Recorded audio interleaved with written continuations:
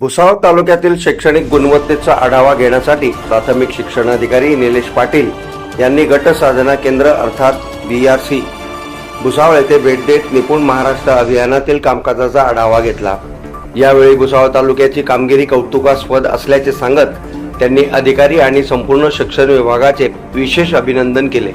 निपुण महाराष्ट्र अभियानात जळगाव जिल्ह्यात भुसावळ तालुका अव्वल असल्याचे प्राथमिक शिक्षणाधिकाऱ्यांनी नमूद केले।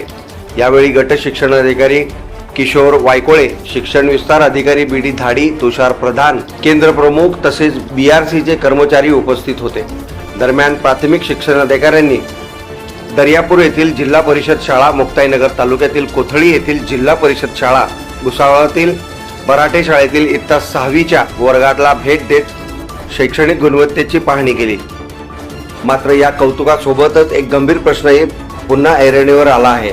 भुसावळतील रजा हुसेन प्राथमिक शाळेतील विद्यार्थ्यांच्या पोषण आहाराच्या अनुषंगाने झालेल्या गैरप्रकाराबाबत स्थळ चौकशी करण्यात आली होती। या चौकशीत समोर आलेले पुरावे, पोषण आहाराची प्रत्यक्ष स्थिती आणि संबंधितांची जबाबदारी याबाबत पुढील कारवाई नेमकी काय, विद्यार्थ्यांच्या पोषण आहाराशी संबंधित गंभीर प्रकरणात चौकशी होऊ नये, ठोस कारवाईला विलंब का, असा प्रश्न कायम आहे।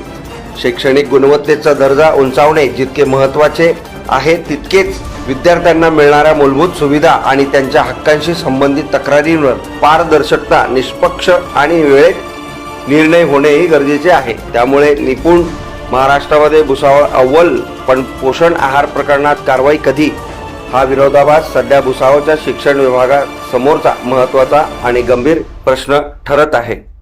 मुळात मी भुसावळ तालुक्याचं एक विशेष ॲप्रिशिएट करेल की भुसावळ तालुका हा गुणवत्तेच्या बाबतीत आणि शिस्तीच्या बाबतीत खूप छान आहे आणि आमचं असं टार्गेट आहे की ज्याप्रमाणे भुसावळ तालुका आहे त्याप्रमाणे जिल्हासुद्धा व्हावा असा प्रयत्न आम्ही पुढील वर्षामध्ये करणार आहोत।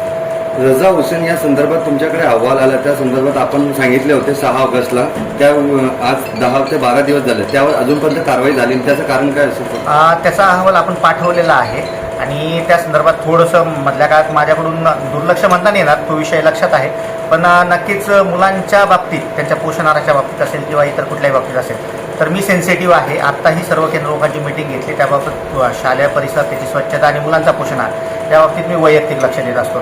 तर नक्कीच विद्यार्थ्यांना न्याय मिळेल हा शब्द मी तुम्हाला देतो। भुसावळ शहरात कोणत्या शाळेला भेट दिली का सर? शहरातल्या शाळा अजून माझ्या व्हिजिट नाही झाल्या, कारण सध्या रुरलवर फोकस आहे आणि रुरलमध्ये मी आज दर्यापूरची शाळा व्हिजिट केली। यापूर्वी मी भुसावळमधल्या एक 3-4 शाळांना व्हिजिट केलेली होती।